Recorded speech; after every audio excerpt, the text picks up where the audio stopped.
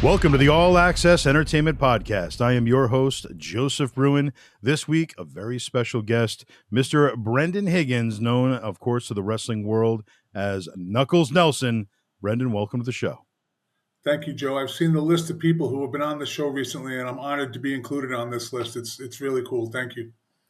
Can't have a list of, great talent without you. So it's a pleasure to have you here. You've been such a big part of wrestling as a whole, especially here in the New England scene. And, you've done so much for the business, and that's what we're here to talk about. We're going to take a deep dive into your personal career and life, and really looking forward to this chat. Let's do it. So let's rewind to the very beginning. Growing up as a child, I always like to ask, when did you first discover pro wrestling? Who were some of your favorites as a fan? I would say that my first memories of watching TV were wrestling, and it was WWF.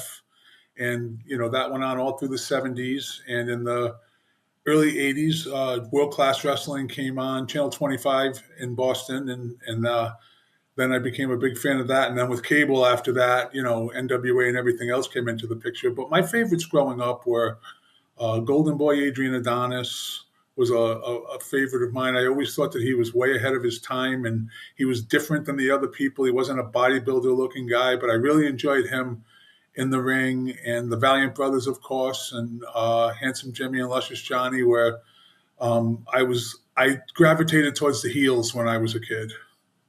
And were you born and raised in Providence, Rhode Island? Yeah, I grew up in Rhode Island, not Providence, but I grew up in Warwick and Scituate and Coventry over the years. And so I'm a Rhode Island guy through and through. So what were some of those early channels that you would get, whether it be regular TV or cable? What wrestling were you taking in as you were getting a little older? Well, how do you even describe to a young person today what television was like back then? I mean, we had a big, huge aerial antenna on the top of our house. On top of the TV, there was a knob that you would turn that would rotate the antenna. And I lived, my father's property was at the second highest point in the state of Rhode Island, out bordering the Scituate Reservoir property. And we used to get, Channel 56, Channel 38, Channel 27, Channel 25, and, all the UHF channels that you had to get up off the couch and walk over and turn the dial to watch. And a lot of times the Championship Wrestling would come on Saturday morning on Channel 56, and then it would be repeated on Channel 27, the exact same show an hour later. And I would sit there for the whole 2 hours and watch it all over again, because I was just I just loved wrestling so much. It was it was my favorite thing in life, sports. It was head and shoulders above everything else. So you're taking in wrestling from all angles, as much of wrestling as you could get, as a fan. When did you decide, what? This is something I want to give a shot myself. Let me try to do this. How did you go about doing that? And one other thing I'll just add to that previous question were magazines.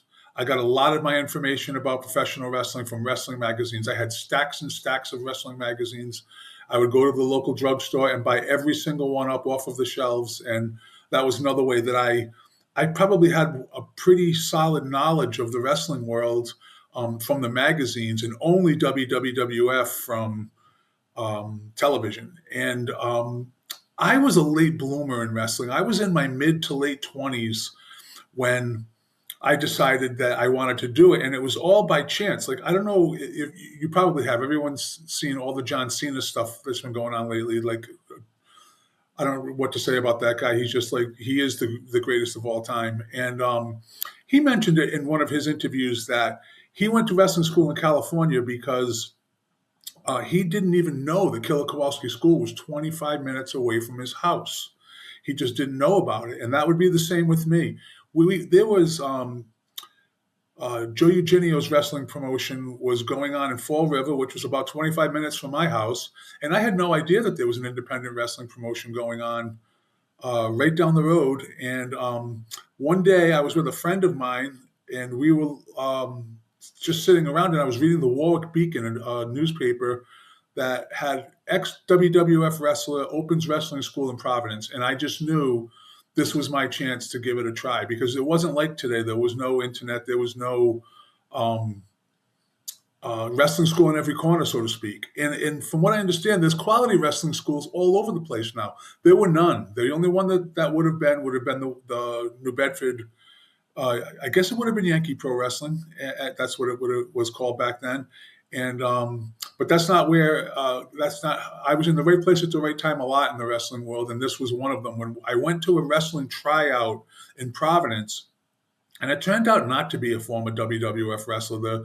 The people that were running this organization were not trained wrestlers. It was kind of like a glorified backyard wrestling group, and nothing against the group, but I could tell nobody knew what they were doing. They were just it was kind of like wrestling fantasy camp, and there was a guy by the name of Bob Evans that showed up there that practice, and he pulled me and my friend aside. He said, "Look, I want to tell you guys. First of all, I think you're both crazy."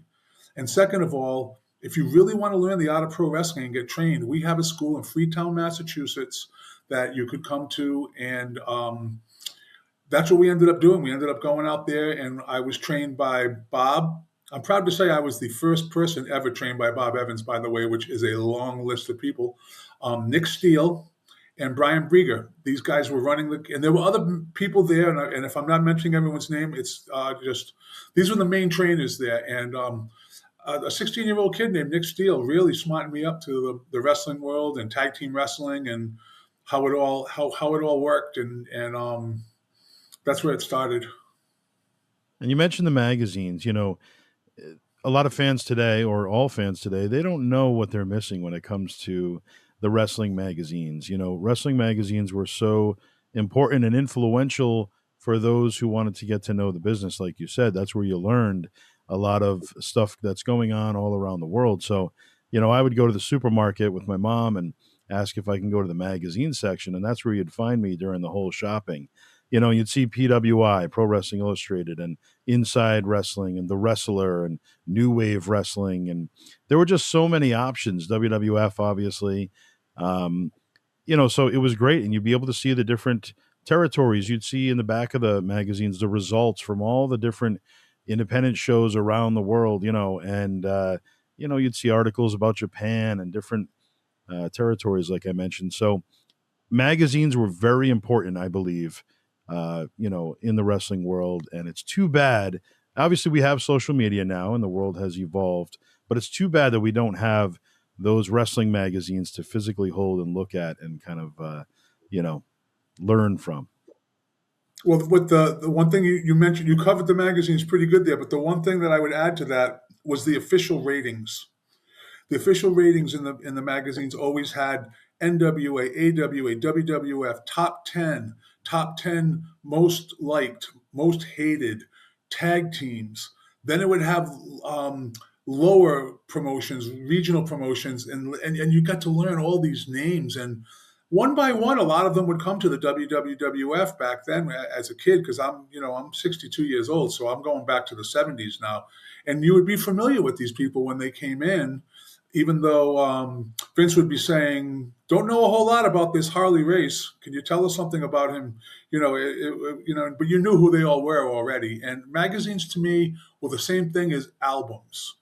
There was something about having an album in your hand and opening it up and looking at the artwork and seeing it that way. It's the same thing with the magazines. There was so much going on in wrestling magazines and the stories. And even though it was all a work and it was all fictional, I bought it all hook, line, and sinker. I was a professional wrestling promoter's dream fan because there was nothing I was going to question. I was never questioning, is this real? I was never questioning, are those guys really friends? Ever. It never crossed my mind. I never, it was a real sport to me. And you know what? It still is. Yeah.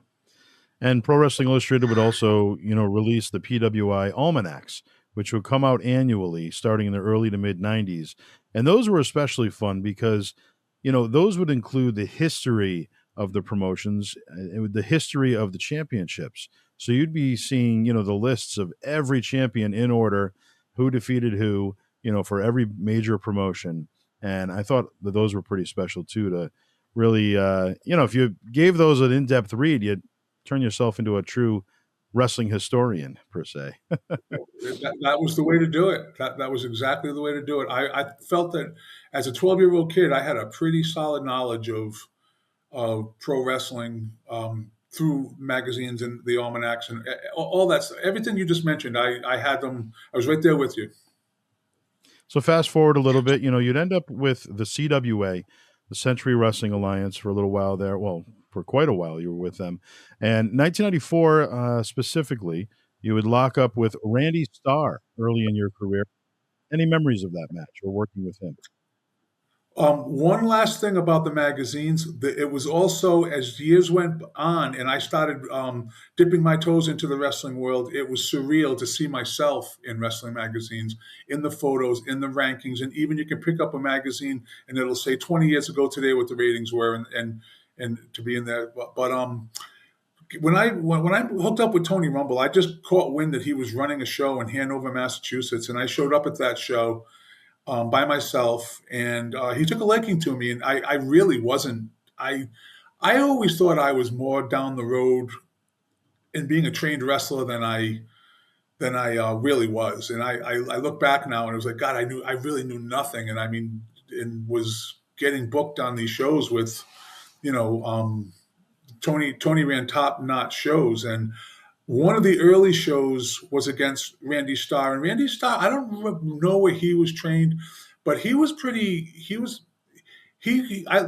calling the few matches we had back then because he just was more a little further down the line. That he had been going down to the New Jersey area and wrestling. Tony had been sending him to some places, I think, and I remember having some good matches with him because he was a pretty good baby face and I was a natural heel. So I think that we gelled in the ring together. I look back on my matches with him fondly.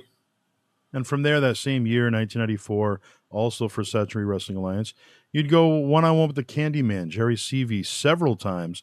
Worked with him many times over the years. What was he like to work with?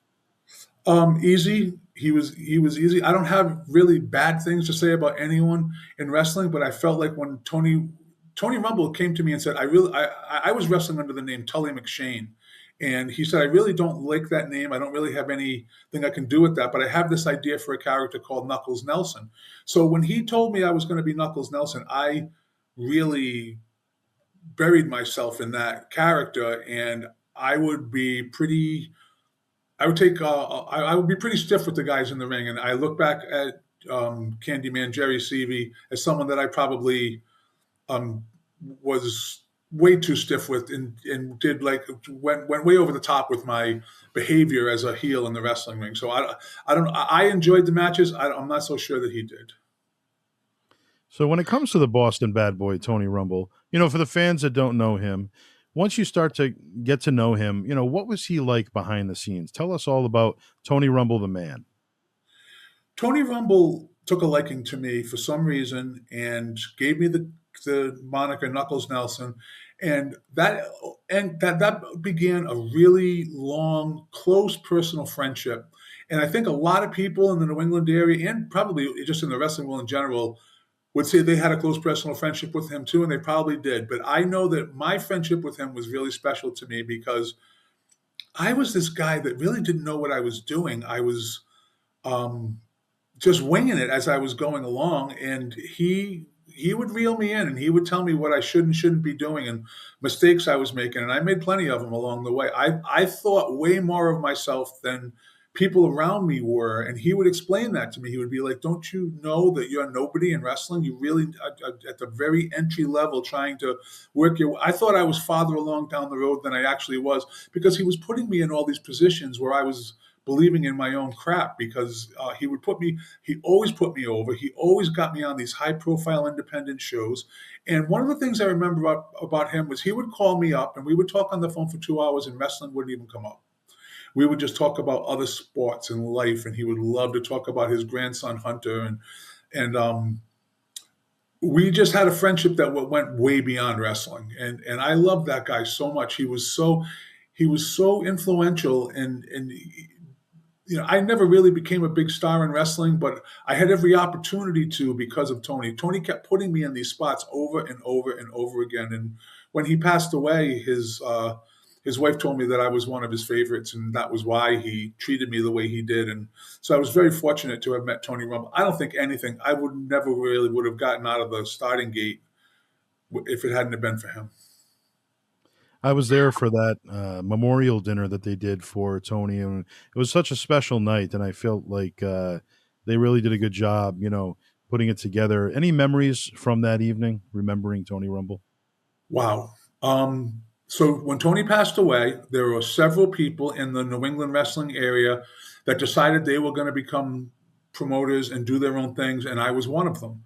And I went on to promote wrestling in the Salisbury Beach area for a couple of years. It was very successful. I had TV up there. I had an arena that I ran out of weekly. I had a wrestling school, and I won't say bridges were burned, but there was some damage done to some relationships between me and people like Sheldon Goldberg, Jason Rumble.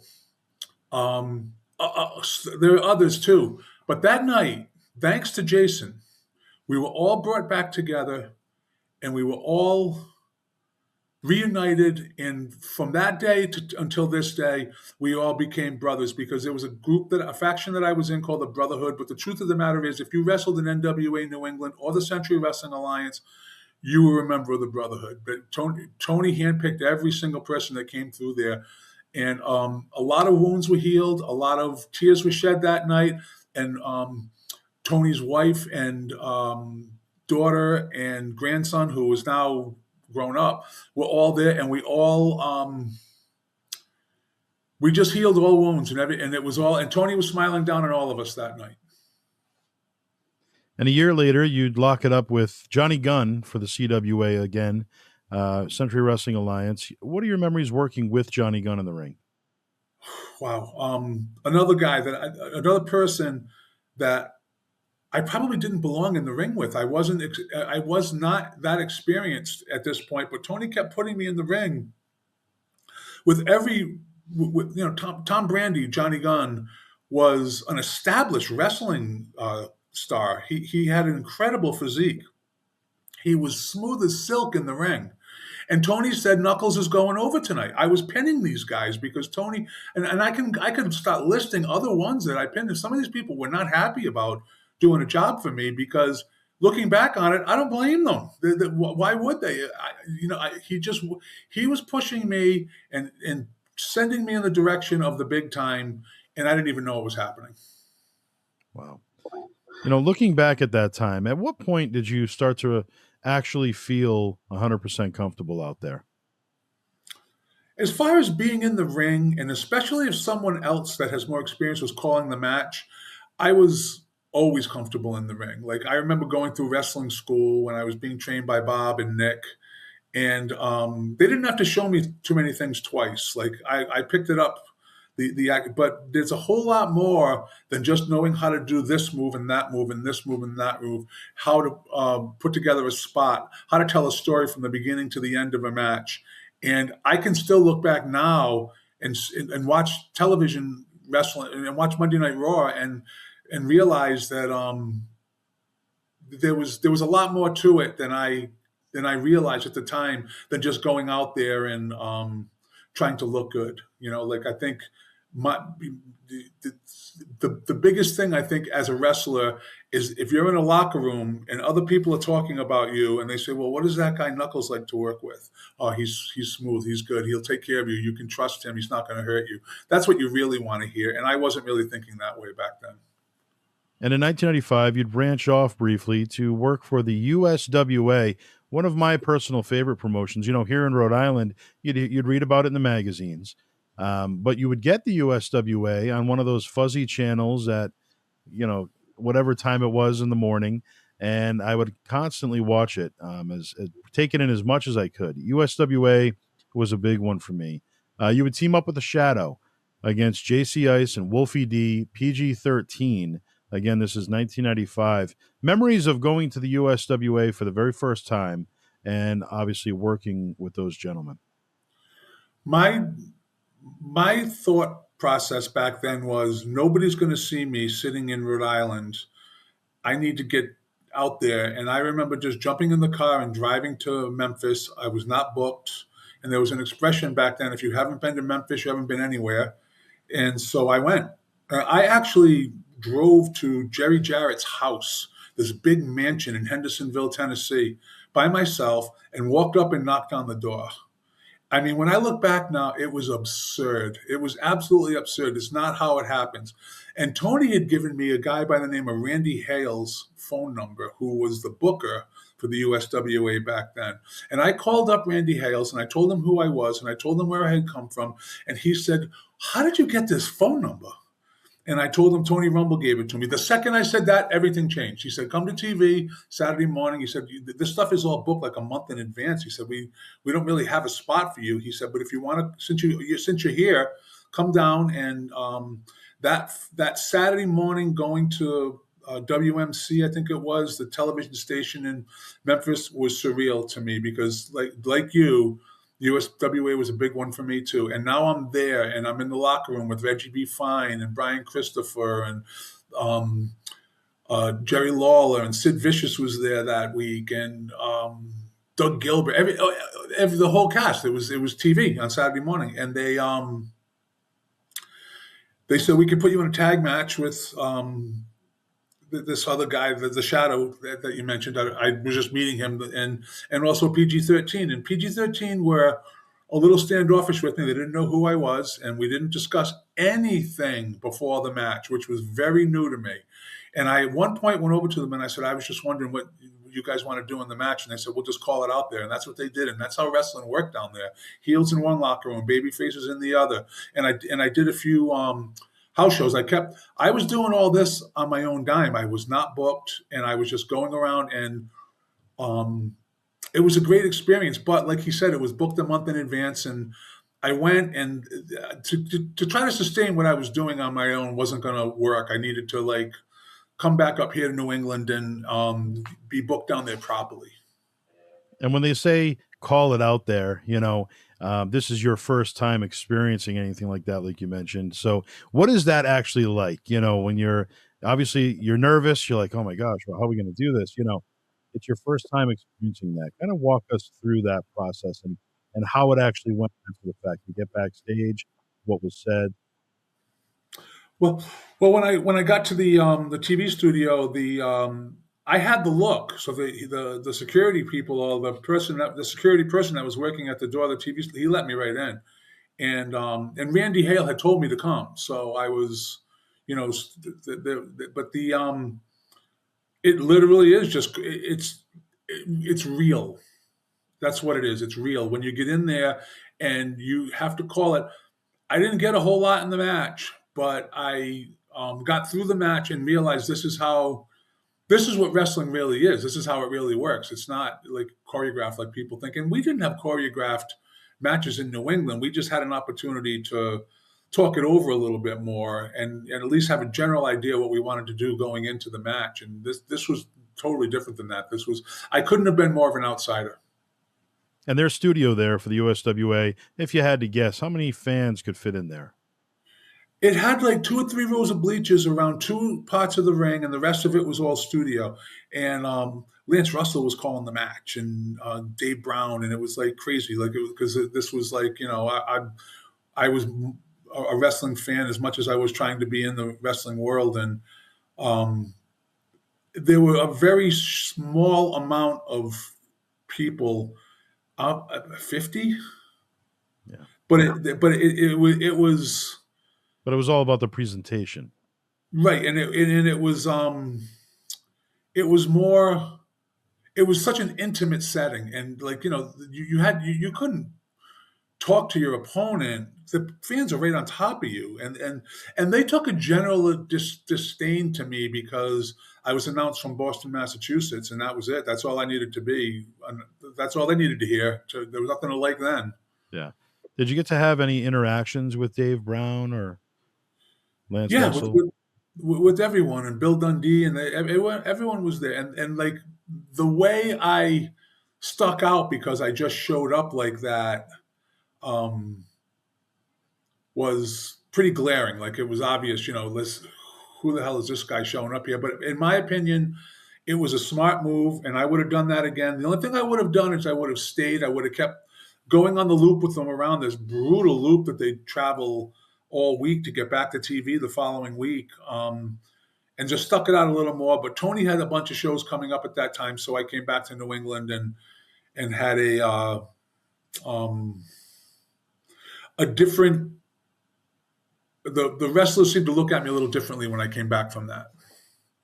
And you'd go on to participate in USWA again. You'd be a part of a battle royal, once again, right there in Tennessee. I wrote down the names here specifically. Crusher Bones, Bill Dundee, Brian Christopher, Doug Gilbert, Tommy Rich, Wildfire himself, Gorgeous George III, Spellbinder, Scott Studd, Reggie B. Fine, like you mentioned, T.D. Steele. What is it like being in there with all these guys from TV and, being a part of it and then actually getting to work with them in the ring? I had arrived. That's Yeah. what it was like. I had arrived. Like I don't compare my journey in wrestling to anyone else's, but I paid my dues on the low level independents for a long time. But I also took a chance like that. Taking a chance like that and going down there and calling Tony and say, okay, I just worked at PG-13 and I'm going to the Nashville Fairgrounds tonight. And it was like, he was like, good going, good going. He was proud of me. Any interactions early on with Walter Killer Kowalski? I know usually, the trainees would either go the Rumble way or the Kowalski way, but any interactions with Walter over the years? Oh yeah. What can you say about Killer Kowalski? That he welcomed me into his school at one point, because at one point, this is jumping a little forward, but when Tony was involved on the board of directors with the NWA and he had the NWA New England territory, um, he said we're going to be getting the belts in our area. We didn't even know who at that moment, at that time, the tag team belts, and he said, I want you and Eric Sprazier, who will go on to be my longtime partner, to go up to Kowalski's. He set it all up and to start getting trained as tag team wrestlers up there. And this was, like you said, it was, you were either in one camp or the other. But I was very fortunate to have been in both camps, and that led me to being around people like Tim McNeely and Brian Walsh and Scott Taylor and Mike Hollow. I don't know if there's anyone I could say more positive things about than Mike Hollow. That guy is a class act. He's an incredible trainer to this day. And, I was like partying a lot back then, drinking and smoking weed, and I was showing up high to practices. And Mike still took me seriously and gave me a real education and a different. I realized how little I knew, and if, like John Cena, if I had known Killer Kowalski's school was there, I would have went there right away. My trainers were great, but if you got trained at Kowalski's and you know what it's like to walk up those steps in Melrose, Massachusetts, to go up to Richard Burns Karate School and get into that boxing ring with no spring under it, that was a fast track to the WWF. Like when I try to explain to people the who's who, I remember the first time China walked into the class up there and everybody took a look at her. And Freight Train Dan was another one who was very, very well skilled and helped a lot and helped me in training, the training process. And Perry Saturn and Triple H and all those, and Matt Bloom. Matt Bloom, another one who I remember. Matt hadn't even stepped in the ring yet, and he was coming to Tony Rumble's shows, and Tony told him to go see Killer. Now, looking at Triple H back then, was there a talk, where people like, oh man, this guy's going to make it, or was it just another student? I think that the people that I just mentioned, including Matt and Hunter and China and Saturn and Cronus and all these guys, were on a little. They were on their way. You could tell they were all on their way, and I was on my way too. But sometimes when people get their chance, they're not ready for it, and I probably wasn't ready for it. But everything unfolded the way it did. I have no, you know, I wish I had done this or that differently. Everything happened exactly the way it was supposed to. But all those, there were so many top, um, Chris Duffy. There were all these people up there that were just like, when you went up there, you were going into a, like I had arrived again. Like I was like, this is where if you want to do this, this is where you want to be. And believe me, you would walk back down those stairs out of Kowalski School, asking yourself, do I really want to do this? Because you would be beat up. And I've never really asked about it, but was there tensions between Tony Rumble and Killer Kowalski, being that they did the same thing and guys would go to one or the other, or did they actually interact as well? No, there was no tension at all. I think they were really good friends, and I think that they both. I wrestled on a lot of Kowalski shows, and Walter was on a lot of Tony shows, and the shows were always better for it was Tony had and we probably get into this a little more, but Tony had a way of having the right people on his shows. And, there was a Killer Kowalski tribute show. I have a poster. I have a gym in my basement. There's a poster down there of that show. And it was a Century Wrestling Alliance show that was a Killer Kowalski tribute show. It was, and, but Walter ran his own shows, and he would call me personally and say, I got something for you on Saturday night. Like, for example, one night he said, I'm going to have you wrestle Too Cold Scorpio at the Marshfield Fair. And I showed up and I had no idea what I was walking into. I had no idea that this was a big, giant fair and there were going to be 1,000 people around the ring. And I'm going to be wrestling Too Cold Scorpio, who was like, that guy was ready to go, man. He was awesome in the ring and he taught me a lot and had a great match with him. And that's just one example. Like, I wrestled on a bunch of his shows. Another person who ran great shows in the New England area was Silvano Souza. I wrestled on his shows a lot too. Souza had great his locker rooms. You'd go in there and look around, and it's like every single person in here has a chance of going to the next level in wrestling. And what was the name of Silvano Souza's promotion? Did he just do spot shows? Didn't necessarily have a name? No, his promotion was at the AWF. Okay, all right. Because the That's right. AWF and his top people that he used on his shows were number one, numero uno, super bad Steve Bradley. And I wrestled Steve Correct. Bradley so many times I lost count. And I had great matches with Steve Bradley. I just tried to keep up with that kid. He was so good in the ring. So you mentioned that Too Cold Scorpio. He was giving. He was giving in the ring. When you have a guy that's on WCW TV and he shows up there and ECW and he is an established star and three-quarters of the way through the match says, give me a pile driver. Yes. He was like that. I couldn't believe it when he called that for me. And he gave me, I think he hit a moonsault to pin me for the victory. And he was so high in the air doing this moonsault, I thought he was going to kill me. I was like, I cannot believe, because he was not no small guy. And he came down light as a feather on top of me doing this picture perfect moonsault. So yeah, he was very giving and very friendly. And then I would run into him at TV for WWF and a lot of these independent. I wrestle people on the independent scene that I would run into later. Like Cactus Jack and him and others and Scott Taylor and people that like it. The path was definitely there for me to follow. I feel like Scorpio, his in ring talents are um, hard to match. I feel like he's really one of the greats in the business, without a doubt. So it's great that you got the opportunity to work with him, and on top of that, a positive experience. Well, someone like him, there's a couple of people that I could say this about.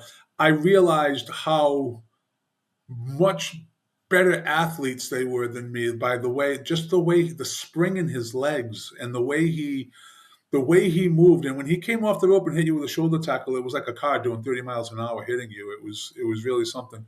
Another person that I um, noticed that about was Draz. I remember I remember being on the beach playing volleyball with him and watching him jump up to spike the ball, and his knees were up around my head, and I was like, "Oh man, this guy is like a super athletic." And so like I was around the top tier wrestlers in the world at that time. And you mentioned Mike Hollow. Without a doubt, I put him right at the top as far as trainees go in recent years and for many years. Obviously, he was Killer Kowalski's head trainer as well for quite some time. And, Mike Hollow's still doing it today with his school, and he's just first class all the way, a true professional, and literally, genuinely the nicest guy. He really is. Yeah, I can add a few things to that because I really love Mike Hollow. Like I um wasn't always the nicest guy to Mike Hollow back then, and he just kept turning the cheek. And I remember we wrestled one night at a football stadium in Revere. It was a show for Tony, and the show had like Demolition Axe, Hacksaw Jim Duggan, King Kong Bundy, Abdullah the Butcher, all on the same show. And me and Mike Hollow had a match when the lights went out in the stadium. We're in the ring and we're exchanging chops, and the lights went out. And I looked at him and I said, "What are we supposed to do?" And whack, he hit me again. And he said, "Keep fighting." And we just kept fighting until the lights came back on. And he was he him and Tony Rumble had something in common. They both really wanted to help people get to the next level. And to me, that's like, what's better than that? Guys that really want to help you get to the next level. 1996, another person that you would work with for CWA, Heavenly Johnny Angel. Any memories from Johnny Angel? Of course, Johnny Angel was a young kid who had all the potential in the world, and I had a couple of matches. I'm sure I had a couple of matches with him, especially in Salisbury Beach. And he picked up on it right away. He was really smooth. He was really athletic. And I know he's another Rhode Island guy that I've run into occasionally from time to time and have nothing but love for. Super bad Steve Bradley. You've mentioned that you've worked him a million times over the years. CWA specifically, 1996, Revere, Massachusetts. Any memories early on of working with Steve Bradley? He was ahead of his time. He was the best worker in the locker room.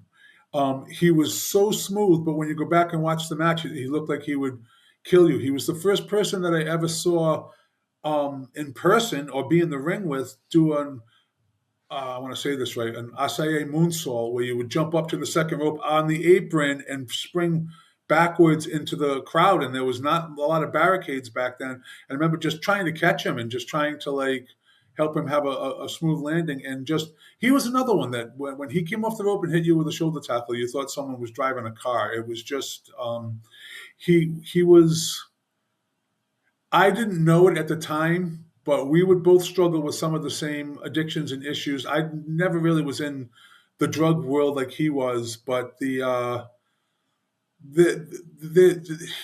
had every tool to be the biggest star in wrestling. He really did. He had it all. He was the complete. If you put a computer generated professional wrestler on the screen, it would be a picture of Steve Bradley. All the places that you've traveled, throughout your career, all the different venues that you've been a part of. If you could choose one, what was your favorite venue to work? Whether it was because of the crowd being extra hot, you knew they were going to be when you got there, or just a unique feel or look to the venue itself. Well, there's the number one, the first one that comes into my head is the Providence Civic Center, because when I was one of the regional wrestlers that WWF would use frequently for a couple of years during those times, and when I would wrestle in the Civic Center, um, like the Bad Company song, Johnny looked around him and said, "I made the big time at last." I had arrived. And I also wrestled in the Fleet Center and a bunch of other arenas around the country.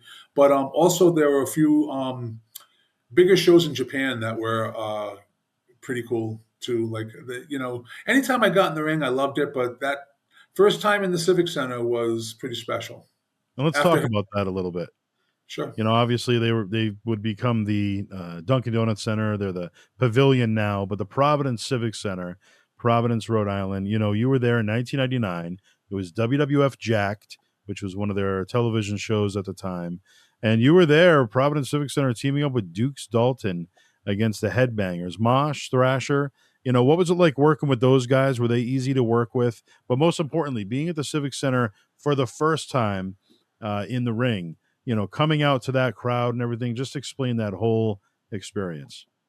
Well, I think my first time in the Civic Center as a fan was 1978, and every time WWF came to the Civic Center after that, for all through the 70s and 80s and 90s, I was always there. I mean, as were you, and so to get to wrestle there was pretty special, and to be coming into the back and being stopped by security, and I'm one of the wrestlers, and walking and them opening the door and letting me come in was pretty. It was pretty wild, and the I didn't have a lot. I really didn't have like family and friends coming to the matches back then. A lot of people in my life back then thought I was crazy getting involved with wrestling. My parents weren't wrestling fans at all, and just being there and the Worcester Centrum and these different places, it was it was really fun.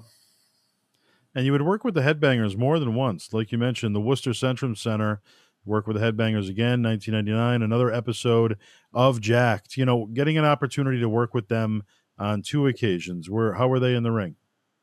Well, there's a good the Duke Dalton and I were a pretty good team, and our name Knuckles and Dukes. Obviously, the WWF. We didn't realize it at that time. That first time we worked with them in the Civic Center, it was a competitive match. We had music coming to the ring. They brought us out to the ring to Jimmy Hart's music, and it was like, looking back on it now, they were looking at us. We could have easily gotten signed that day. The Headbangers were great. I remember I said to one of them, I feel like you're giving us too much. And they said, well, you're only as good as who you beat. And we went out and had a pretty competitive match with them. And I look back on it. Yeah, they were fine to work with. They were complete, true professionals. Now, what were the differences between, for you? Obviously, you had that deep root with the Providence Civic Center, but when it comes to the Providence Civic Center, the Worcester Centrum Center, what are some of the differences there? Between the crowd or just the location itself, the venue. I don't think that once you walk inside of any building, except maybe Madison Square Garden, there is a whole lot of difference. Once you're inside and they know you're there, and you got to be there. I think back then it was like by 2 PM, and then it's just like hurry up and wait until 7 o'clock at night. But what goes on, if you're smart and you pay attention to what's going on, I learned about TV. I learned about really how to behave in the back. I don't know what it's like now. I haven't been in a WWE locker room in over 20 years, but try to keep your mouth shut. Don't make a big, don't bring attention to yourself. And if they come to you and they have something they want you to do, be ready to do it. And it was, whether it was Jim Ross or JR or Vince or whoever, when they came by, they were kind of larger than life. It wasn't like, hey, Vince, how's it going? Because we were really unsigned wrestlers. And you would think that it would be a more prestigious position than it is, but you're really just nothing. You're really nothing when you're like an extra or a jobber or enhancement talent. You're just there to make someone else look good and make a couple of bucks and hope that it's going to get you to the next level. But for me, I was already like pushing 30 by the time I had gotten to that level. You just don't get to go to that level. You have to be on the independents for years and learn how to work and make the right connections. Somebody's got to bring you in. You can't just show up and like I did in Memphis. I did that in the WWF too. In 1993, I showed up there and at the Providence Civic Center, and Tony Gurria was like, who the hell are you? And I told him, how long you been wrestling? I said, 5 years. That was a lie. Who trained you? I said, Paul Roma. That was a lie. And he said, come to White Plains next week for TV. And I did, and I wrestled Razor Ramon the night after he won the Intercontinental title. And I was standing, I had 16 matches, Joe, and I'm standing there like, am I dreaming this right now? And, Razor gave me the toothpick in the face. He gave me the Razor's Edge and the whole deal. And I realized driving home from that, one, I was so happy that I had done that because I didn't want to play left field for the Red Sox. I didn't want to play for the Patriots. I wanted to be in the WWF. And I had done it that night. I had wrestled the Intercontinental Champion the night after he won the title. So that was I was always happy just to be there. And Razor Ramon, I mean, one of the greats in the ring. What was he like behind the scenes? He was super nice to me, and he was very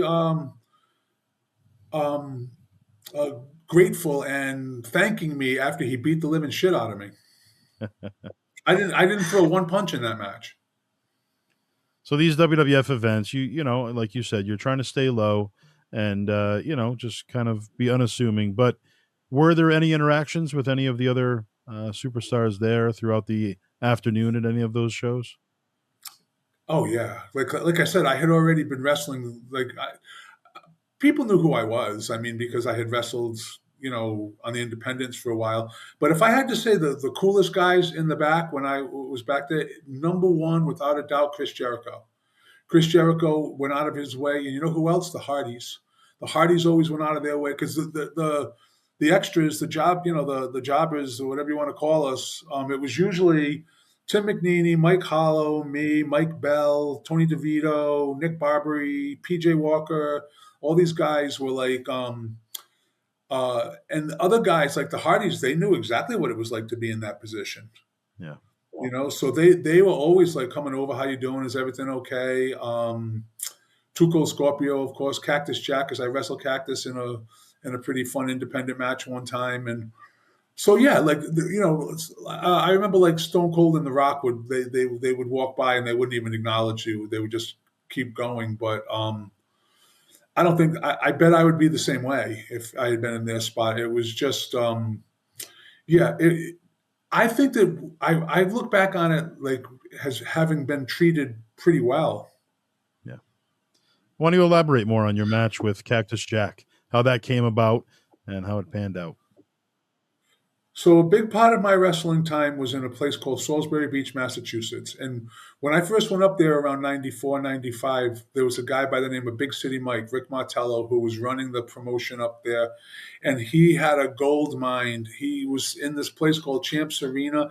It was a fundraising venue. He didn't have to pay rent. And for some reason, and God rest his soul, he screwed the whole thing up. And it was just like, it was just so hard to watch because you couldn't miss in this place. You just couldn't miss. It was right in the middle of the center. And he started letting other people, you could say book for him, but letting them bring in that he ran out of money really fast, and he was always scrambling for money and paying wrestlers through the concessions. And it was not a well run outfit. And I don't remember the guy's name, but someone that was booking for him at one time decided to bring in Cactus Jack. And he asked me if I wanted to wrestle Cactus. And I said, of course I do. And Cactus had just gotten off the plane from Japan the night before. And Scott Dickinson, the referee, picked him up at the airport and brought him up to Salisbury Beach. And for the entire time leading up to the show, he just sat and reading a Robert Ludlum novel in the corner of the room. He was very quiet and very unassuming. And my brother was with me, my brother Kevin, and him and Cactus hit it off because they both were big readers and they were talking about books that they had read and everything. And at one point, I approached Cactus and I kind of felt like Rocky when he was talking to the promoter to fight Apollo. He's like, I'm not going to pull any cheap shots if he was looking for a sparring partner. Remember when Rocky said that? I was like, I said, whatever you want to do, just tell me. You can call the whole match. I'm open to anything that you want to do. And as soon as I said that to him, we were fine. And we had a great match. I felt it was a great match. It's on YouTube somewhere. And we had a Falls Count Anywhere in the building match. There was no build up to it. It was in the middle of December in Salisbury Beach during a snowstorm. It was the Falls Count Anywhere in the building took us outside the building. We went outside into the parking lot and he suplexed me in a snowbank out there. It was pretty cool. And I look back at that show. I always used to try to grab a poster from the show when I would leave. And I got a poster from that show. And that was a loaded indie card. The Eliminators were on that card. Atlas was on that card. I'd have to go look at the poster. There were other people. It was like that show was loaded. It was, with us as the main event. So a great experience. And I bet to this day he would still remember me because of the way I approached him in the back and the way I put him at ease that, I'm not going to pull any, I'm not going to try to look good out there. I just want us to have a good match. Let's talk about the third man in the ring. When it comes to the referee, do you have a favorite referee to work with over the years?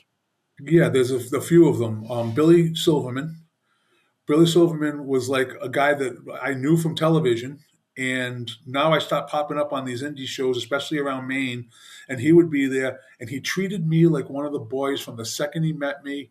And that means a lot, that really did. Scott Dickinson is right there with him. Scott Dickinson I watched Scott Dickinson go from an independent referee from Massachusetts to being on Monday Nitro every week.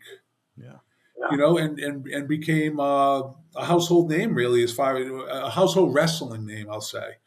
And and there was a kid that wrestled that lived in Salisbury. He was a part of Big City Mike's organization. And when I started running my wrestling promotion up there, um, years later, his name was Bobby Weicker, Spider Weicker, he was called. And you may or may not know who this kid was, but he was Tony Rumble used to say that he was the most redeeming thing to come out of Salisbury Beach. That kid was such a good ref. He could have ref at WrestleMania. Huh. I don't recognize that name, but was he around for a while? Yeah, well, he was around with Big City, and then when that thing all dissolved, I went and found him. He was working Stop and Shop maybe, or a store like that.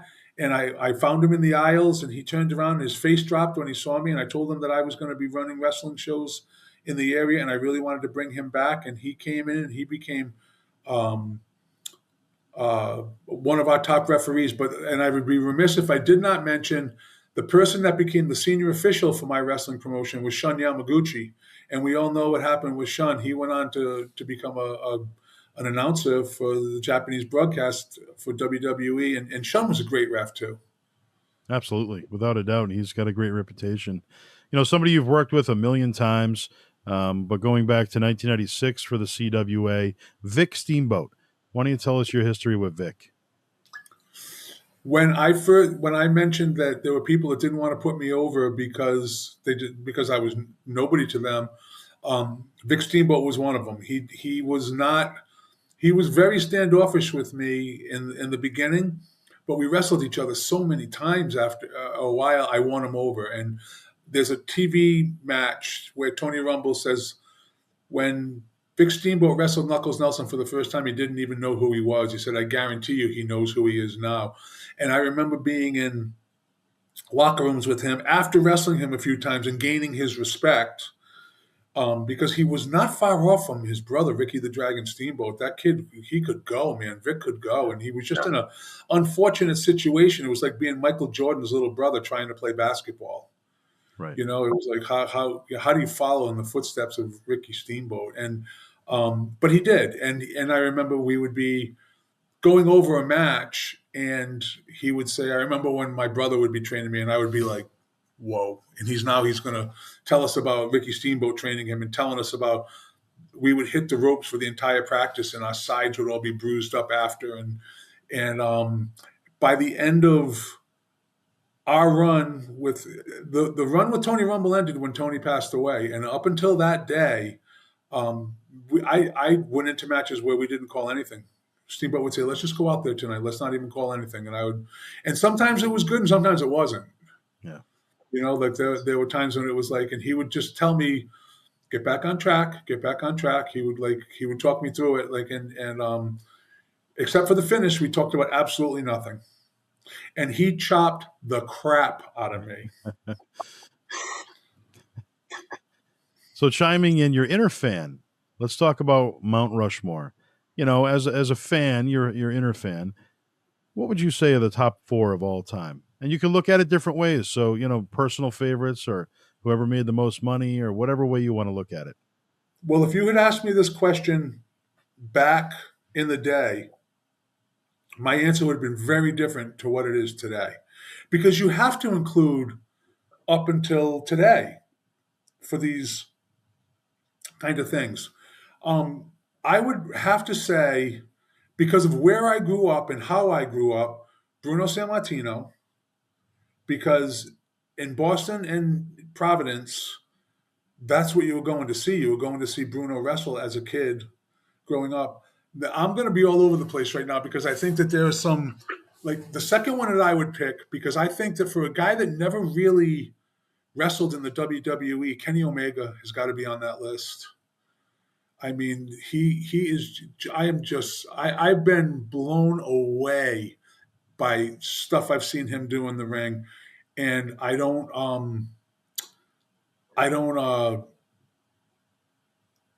couldn't believe what I was watching sometimes with him. He was just so innovative and talented. And another guy that probably I never wrestled him, but I'm sure when he came off the ropes and hit you with a shoulder tackle, if you wanted to question if wrestling was real, let him do that to you. So I would put Kenny Omega on the list. I would also have to say this is crazy because I was not a Hulkamaniac growing up, but how can Hulk Hogan not be on the list? I mean, how Right. can he how much he changed and innovate? You know how innovative he was, and how it crossed the crossover into the mainstream. And this is where it gets tough because if I'm going to put another one on there, and it's like it would have to be Stone Cold Yeah. because I was around in the Attitude Era and I was seeing these crowds in the arena night after night, and the way he was.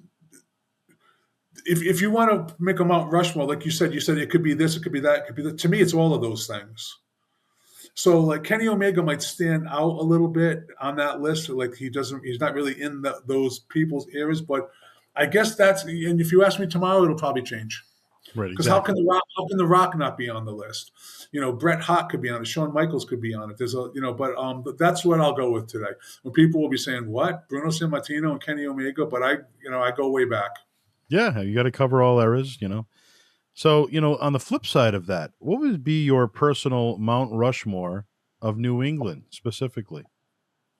Talent to come out of New England. Steve Bradley, Brian Walsh, um, not for wrestling ability, but for what he did and gave to the wrestling world, Tony Rumble. And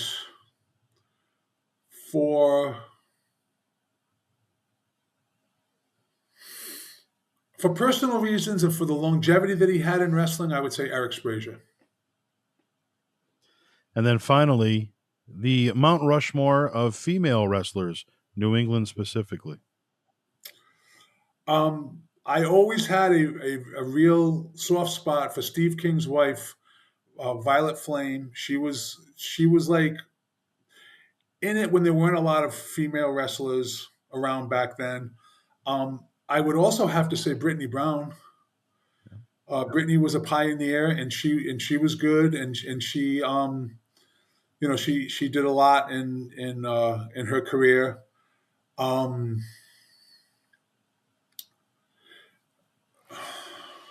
I can't say it's not New England, but after seeing Queen of the Ring, the number one woman wrestler in my book is Mildred Burke.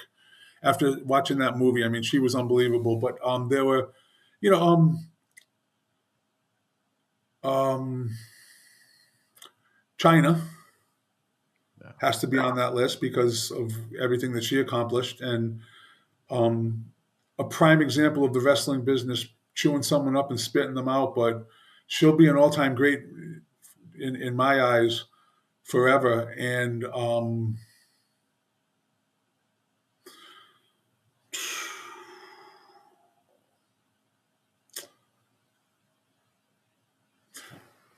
I didn't have a lot of Mercedes. Mercedes. Okay, nice. Very nice. Mercedes Martinez? Oh yeah, I didn't have a Yeah. lot of. Well, yeah, how can you not say Sasha Banks too? But Well, there are two now, but yeah, I yeah, figured you meant Mercedes Martinez. yeah, because I didn't have a lot of interaction with her personally, but I was always impressed with what she did. And honorable mention Sasha Banks. Actually, she's the bigger. She more successful than anyone I mentioned. But you were asking for New England, but she is New England. Yes, Just went absolutely. on to yeah. Yep, went on I, to, I kind of stumbled through that last one, but I think the names I put out there were appropriate. yeah, absolutely. So 1996 NWA Eddie Gilbert Memorial Brawl. You'd go one on one with the Inferno Kid. Any memories of that event specifically and working with Inferno Kid?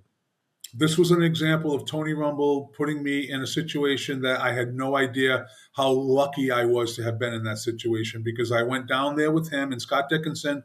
We drove down. As soon as we got out of the car, Jim Cornette comes walking across the parking lot and asks Tony to book the show for him. And right then and there, I knew I was in the right place at the right time and with the right guy. And Dory Funk Jr. and Lawler, and just a lot of NWA wrestlers were there to pay respects to Eddie Gilbert's memory. And the guys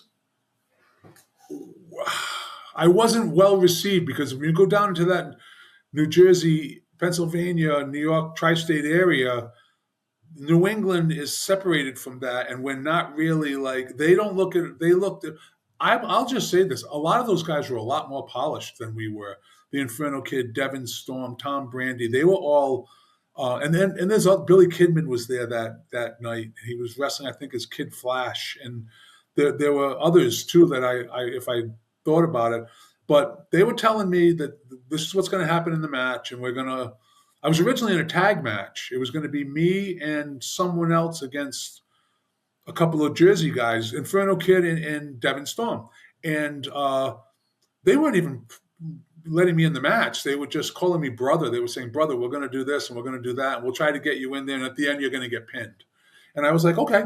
I was fine with that. I was nobody. And Tony came over and said, what's going on in this match? They start telling him. And Tony says, okay, this is what's going to happen. You can do the whole match. And at the end, I'm going to come out and hand Knuckles a pair of brass knuckles, and he's going to knock out all three of his. He's going to knock out both of his opponents. He's going to knock out his partner, and then he's going to knock out the referee. And we're going to stand tall in the middle of the ring. And Tony looks at me and said, "Are you okay with that?" And I said, "Yeah, okay." Good. Good. He's looking out for you. And the other guys put up a big stink about that, and then it ended up being a singles match with the Inferno Kid with the same finish where Tony came out and I knocked him out with the brass knuckles. Excuse me. And the CWA again for 1996, you would go one-on-one with one of the greats in the business, Mr. USA, Tony Atlas. Obviously, you've worked with him over the years, but specifically 1996, kind of early on in your career for Century Wrestling Alliance. So memories of working with Tony in the ring. The number one person that did not want to put me over, and why would he? Like, he was like Mr. USA. He was this, and Tony was like, look, I'm trying to push this guy. Rumble's telling Atlas, I'm pushing this guy, and I need you to do this for me. And it's going to be, he's not going to pin you 1, 2, 3. It's going to, and I went over on him quite a bit with the brass knuckles finish, where I would hit him with the brass knuckles, and there is not a person in the wrestling world that's lighter in the ring than Tony Atlas. I mean, he was so light and so easy to wrestle. And after a couple of times, he warmed up to me, and he didn't care about the finish anymore because he knew I was someone that he could trust in the ring. And in 1997, you would end up working with Ace Darling, Devin Storm, known as Extreme, against yourself and the Inferno Kid. This time you guys are together. What was it like working with them?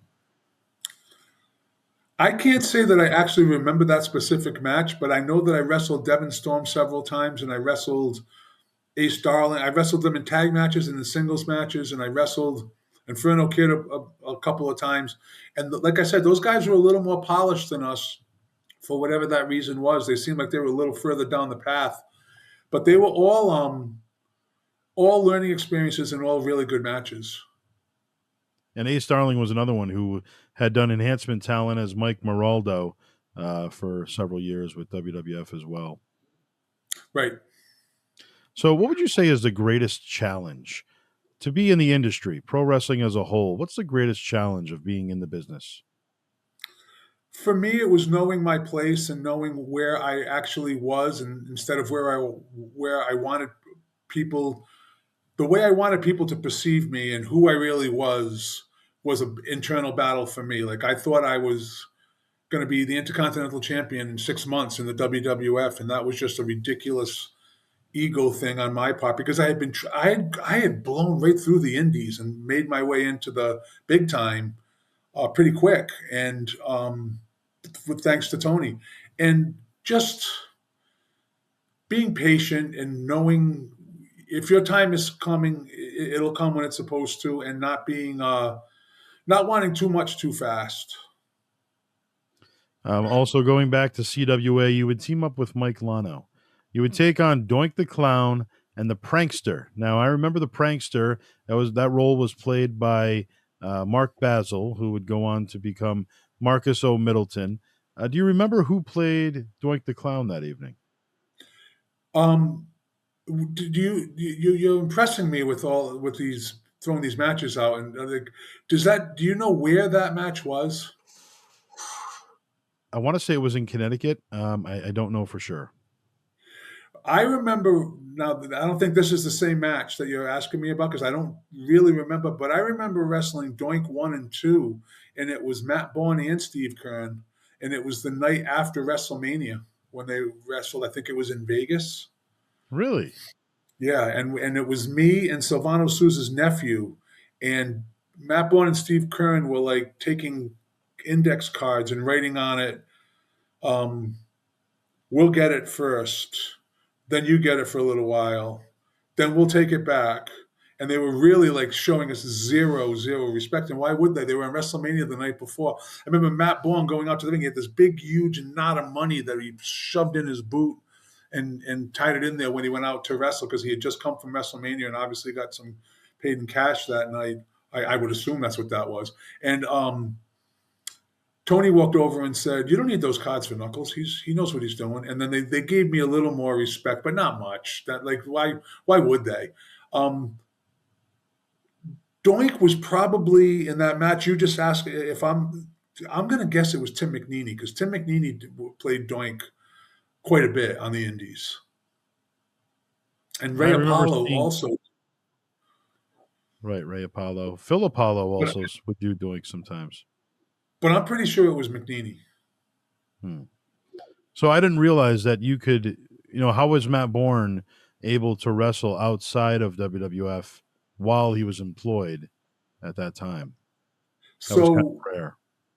it was. I think we were the CWA and the NWA New England were the only organizations that I remember bringing in Kevin Sullivan, who was active wrestler in WCW, Jim Cornette, who was active in WWF, and he had some sort of arrangement because I've been on shows with Tony Rumble that had Kane, Prince Albert, Damian Demento. He might not have been under contract, but wrestlers that were under contract at the time were coming in and doing these shows, doing these spots for Tony, like frequently. So there was some arrangement where they were allowing this to happen. Gotcha. What would you say is the best piece of advice ever received?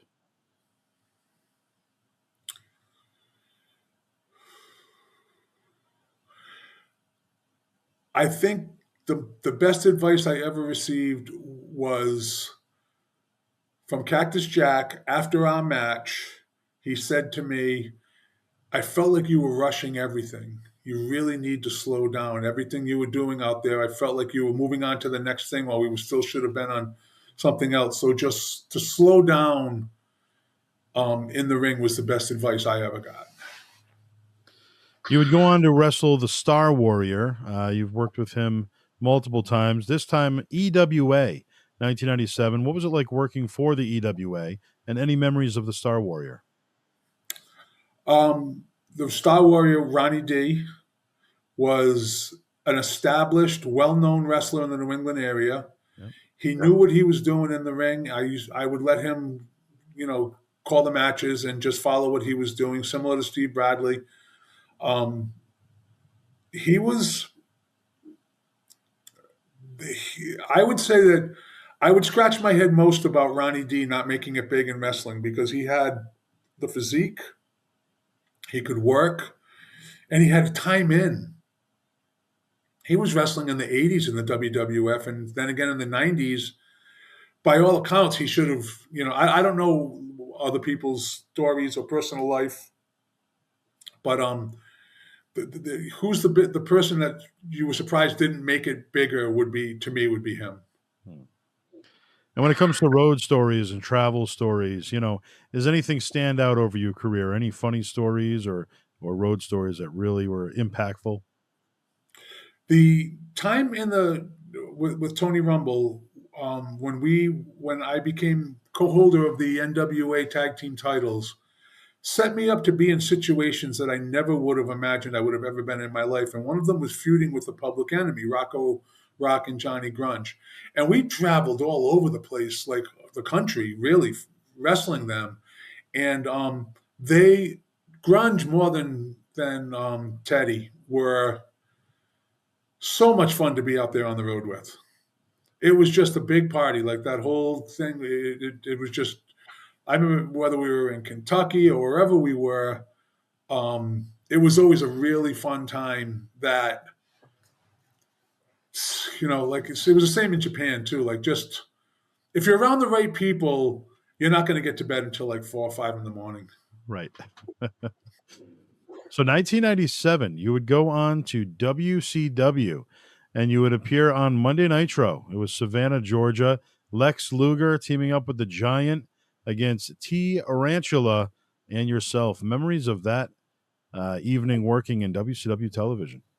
The whole thing was surreal. It was St. Patrick's Day in Savannah, Georgia, and Kevin Sullivan brought me down there, and I was thinking of what in my head what was going to happen. And when I got there and I realized I was going to be wrestling the Giant, I had to rethink everything. And like you're thinking that you're going to be elevated to a certain spot, and then as soon as you get there, you realize your competition is the people that are there already.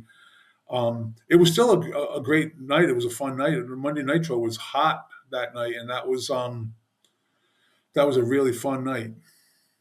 Yeah, it's a great. What was it like working with Lex in the ring? So in the tag match that we were in, I never touched him. It was me and the Giant. Okay. All right. And was he And easy to work with? yeah, oh, he was. He just told me like the classic line. He said, "I'm just going to try not to kill you." And I was like, "Okay, that works for me." And because he was so big, he was so much bigger. And I was usually one of the bigger guys in the locker room, and he towered over me. Yeah. Yeah, he But was. everything was easy. Yeah. I think he's a legit 7'1", somewhere around there. Just seemed like it. Yeah. So NWA 50th anniversary, another big deal, a big show. You, of course, were a part of it. Team Extreme, Chris Germany, and Kit Carson against the Brotherhood, against the Border Patrol, Agent Gunn, Agent Max, and of course, Dr. Tom Pritchard and Tully Blanchard.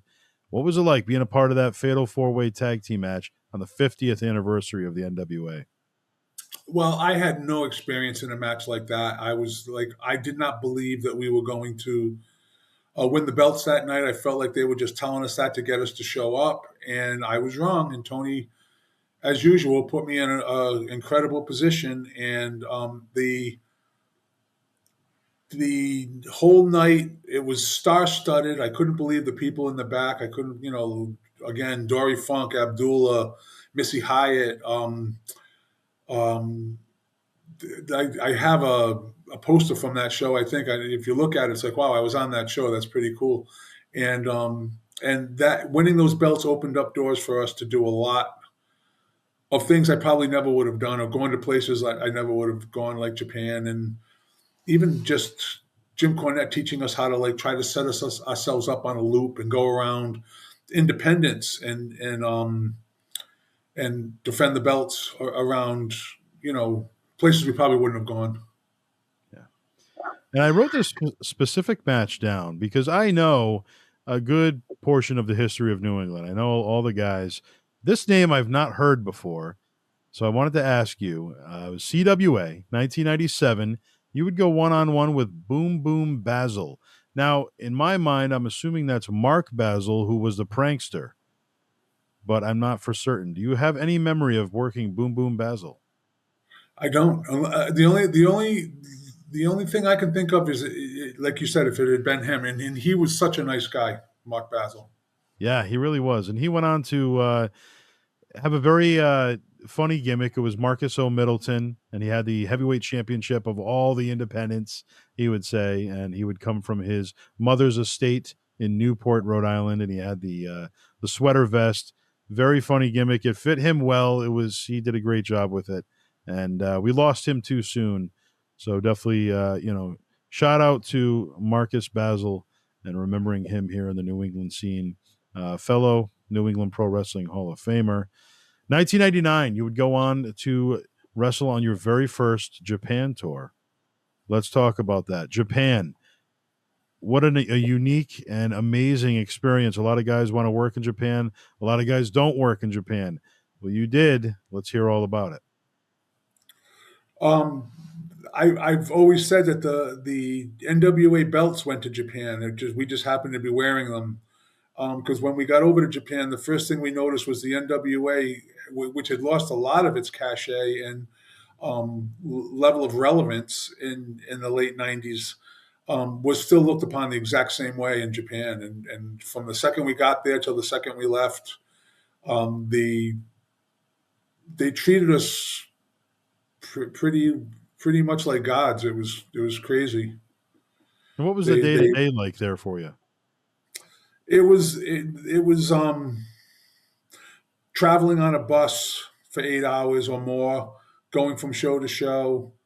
The very first time that I wrestled there, when we got off the plane, we went right to the arena to our first match. I didn't realize that was going to happen. I thought that we would go to our hotel room and get to sleep, but that wasn't the case. And Wow. um, yeah, it was a learning experience, and it was more of learning how to call a match in the ring, especially against Japanese wrestlers that don't speak English. Right. What was your biggest takeaway? What would you say is your biggest takeaway from your first tour in Japan? That I couldn't wait to come back because it was you wrestled every single day. There were no days off. You would go from one town to the next, and the people that I was with on these tours were people like Wild Bill Irwin, Barry Darso, Derek Dukes, and a bunch of other guys that were all out from the Minnesota area, which I come to find out later that Wally Yamaguchi, who was the guy that was running the whole thing, the whole tour, and bringing us over, his brother Shun told me, he said Wally only brings his friends, people that he likes, and Wally liked me, and he wanted and so that's how I got to go, and it was just that was being in the wrestling business. It wasn't being a part-time wrestler independently in the New England area where you wrestle every weekend or every other weekend or once a month or whatever it used to be back then. Because it wasn't like today where there's a lot more shows and a lot more wrestling promotions. Over there, it was just and it would just go by so fast, and I just tried to enjoy every second of it. And what was it like being in the ring with a grizzly vet like Wild Bill Irwin? He took us under his wing. He like showed us how to behave. He had been, like going to Japan since the world class days, and that was like almost 20 years earlier. And he had the best stories, and so did Barry Darso. And Barry Darso is one of the nicest, kindest men I've ever met in life. Never mind the wrestling world. And these guys, like, they could have very easily just went in the back of the bus and kept to themselves and played cards or whatever, but they would like tell us stories and tell us all about how it was with when the like Barry Dasso would tell us about how pissed off the Road Warriors were when Demolition came along, and like you're getting it firsthand, these stories. And Wild Bill telling me about being the Lone Riders with his brother Scott, and just it was great. It was just a great time. Like you said, Barry Darso really is just one of the true gentlemen in the wrestling business. I mean, he is first class all the way. One of the nicest guys I've ever dealt with. Just did an interview with him for the podcast. He has just been a pleasure to work with over the years. And, Barry Darso, it's funny, on TV, in my opinion, he doesn't look like the biggest guy, especially as Repo Man. Yeah, he just seemed like maybe a smaller guy. But you see him in person, and it's deceiving. Barry Darso is a big guy. He's gigantic. I remember I had a wrestler up in the North Shore named Brian Day who was very well put together. He was like 6'4", big, and Barry Dasso's arms were twice the size of his. I couldn't believe it when they were side by side. Yeah. Once you see him in person, you take it back. You're like, okay, he's a big guy. So in 1999, you continue on. You're back in the States now. Shotgun Saturday Night, another WWF program, and you'd wrestle Hardcore Holly. It was at the New Haven Coliseum in Connecticut. Memories of Shotgun Saturday Night working with Bob Holly. What I remember about Bob Holly was his reputation was of being not the nicest guy, as we were saying about Barry Dasso. And I just wanted to make sure I didn't make any mistakes and that he would shake my hand after the match. And that's what happened. We had a decent TV match refereed by Tim White, and yeah, it was all good. So when you were working these shows with WWF, was who was the one that would pay you? Because it would often be Arnold Scaldin, it would be Dave Hebner. In your occasions, who was the guy doing the money? I'm pretty sure it was Hepner. Dave I'm Hebner. pretty Yeah, sure he was the one with the briefcase full of money paying us. yeah. I think he pretty much took over that role from Arnold Scaldin, and I've always heard of just those two. I've never really heard of anybody else doing it. Arnold did it for Right. so long. But so, is there anybody out there you always wanted to work with, and maybe you worked the same shows with that individual, but it just never happened for whatever reason. It never came together, and you never worked that individual. Um, I can't say of anyone specifically that I felt that way about. I was grateful for the matches that I had and the hundreds of matches that I had and the people that I did get to wrestle. And I can't think of anyone that I would have said I really wish. Anyone that I had an opportunity to wrestle, I would have felt grateful for the experience. And um, so there's no one that I'm going to put on that list. I would say anyone that I didn't wrestle. There was so many great wrestlers back then, and um, yeah. 1999, you would also take another tour in Japan, your second Japan tour. Was there anything that stuck out that would kind of differentiate the two Japan tours, first and second? Well, by the second tour, Eric Sprazier and I were sick to death of each other as partners, and we didn't really. We weren't. We're good friends to this day, and we stay in touch through social media.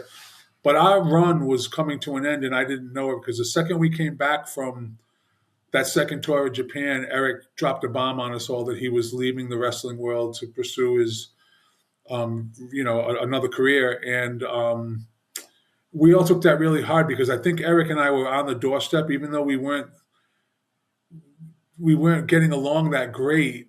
We still were a pretty solid team, and then I had to go, and then I ended up with Duke Staunton, and we ended up having to go back to day one and like just blow it all up and start over again. And I felt like we were good teams, both versions of the Brotherhood, but the second tour didn't have the mystique of the first tour that I went on because um, it was I'd been there, done that. Now it was just about going and getting the money and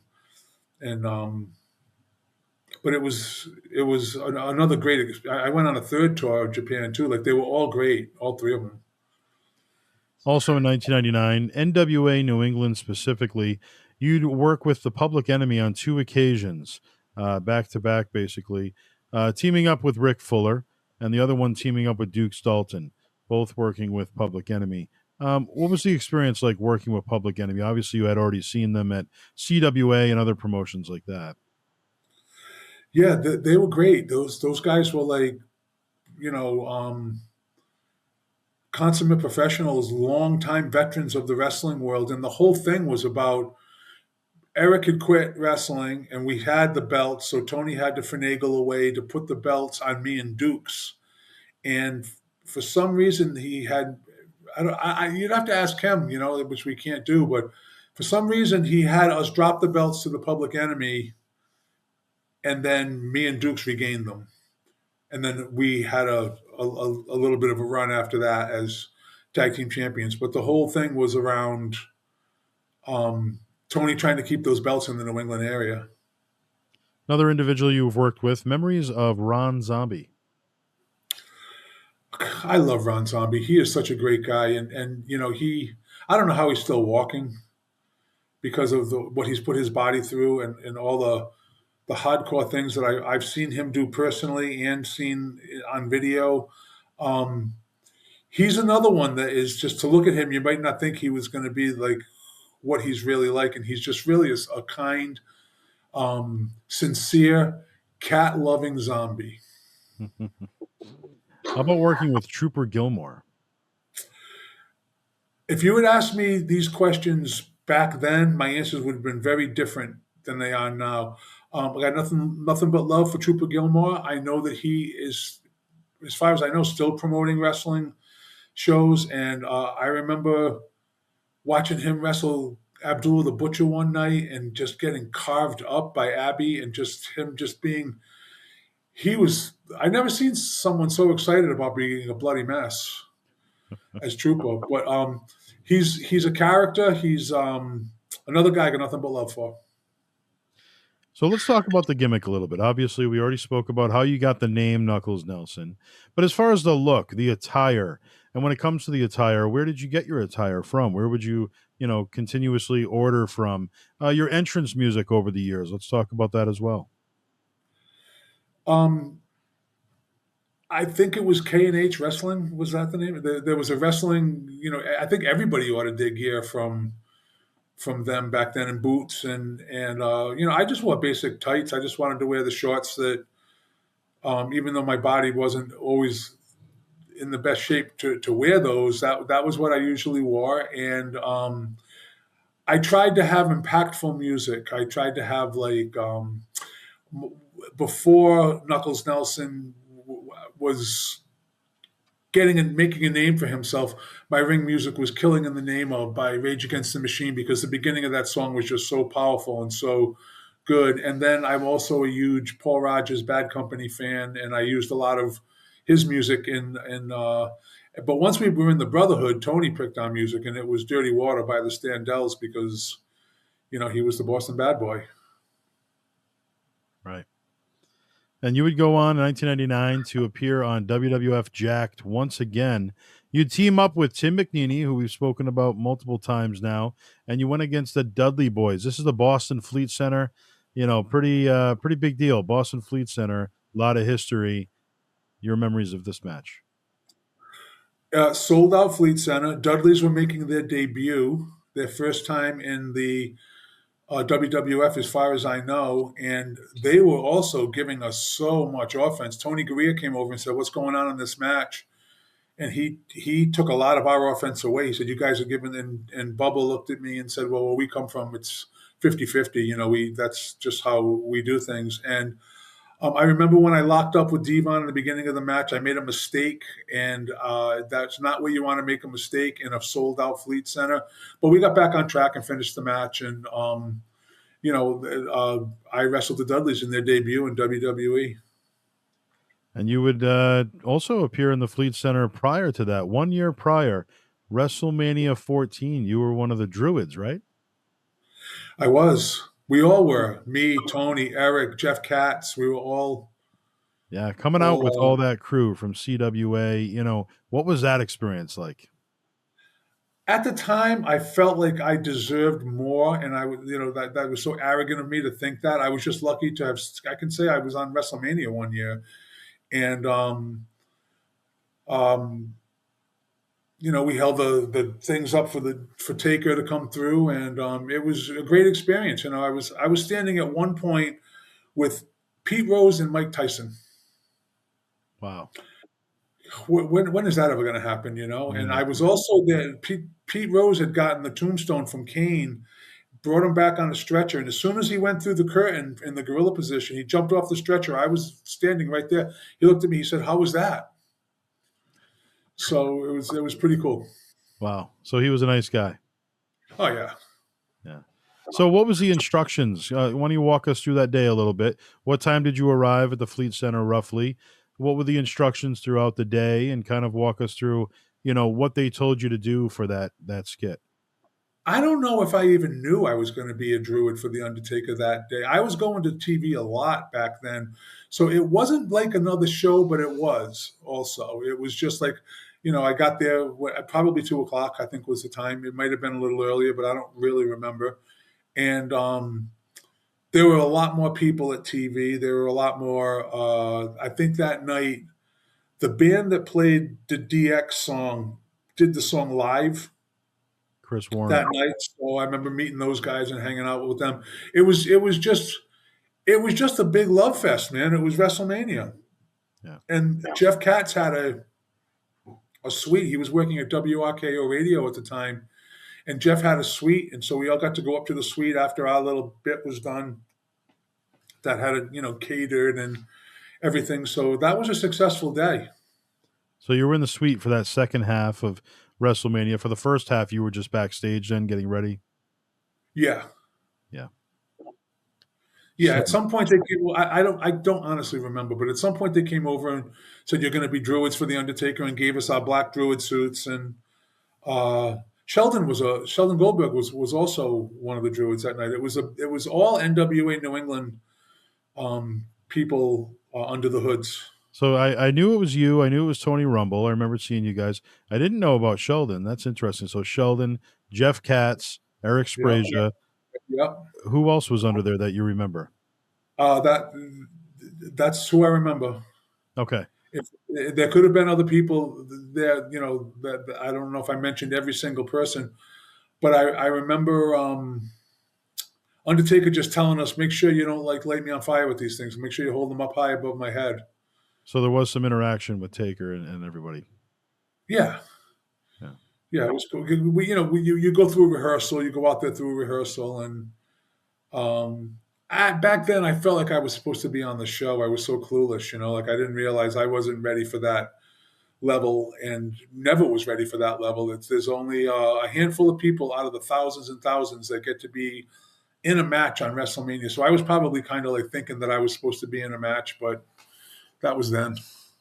So I remember 2002, I did a skit for the WWF, and Dave Hebner was the one who paid me. I was just an extra. Obviously, I'm not a worker, so I'm not, wrestling. But as an extra, I received 250 cash. And back then in 2002, if you were an extra, you would get 250. If you wrestled on the show, you would get 500. And that was the case in '02. Do you remember what you would get in the 90s When I performance? first, when I the first match I had, it was 150, and then every one after that was 250, and I think we got 500 for WrestleMania. Okay. So, okay. Yeah. That's what I was going to ask. Would it be a bigger payday for WrestleMania? Yeah, I think it was. So 1999, you'd appear on Jacked again, Hartford Civic Center, Hartford, Connecticut. The Big Boss Man being your opponent. Any memories of working with him?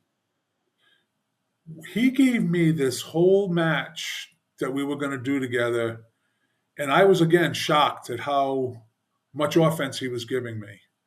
And as I'm about to walk through the curtain, he says, "Hey, we don't have any time. Forget about everything that I just said." And I went out there, and I felt like they were fucking with me a little bit, but that's okay because I was it's just how it went down. And we got in the ring, and he just beat the shit out of me, handcuffed me to the ropes, gave me the nightstick, and that was it. And it was over. It was just an afterthought. Was he a nice It was guy fine. behind the scenes? I can't say like I guess so. Like he wasn't not a nice guy, but it was all business. It was all business. I was nobody. I was just there, a true enhancement talent for that match. And I remember when he handcuffed me to the ring and came running up on me to hit me with the nightstick. I was just bracing myself to get clobbered, and it looked like he clobbered me, but he didn't even touch me. Oh. Yeah, it was another. It was the problem with those matches for me back then was the Howard Brody, the president of the NWA, Tony Rumble. They hated that their champion, one co-holder of the tag team title, was getting squashed on TV, but they couldn't begrudge me for wanting to go grab a payday. Back then, like wrestling, sometimes I needed that money to eat at the end of the night, Right. and it was a tough situation to be in, but I didn't realize that I was never going to go any further than that. Every time I had a match there, because I wrestled there for over 2 years, there was a lot of times I went to TV and didn't even wrestle.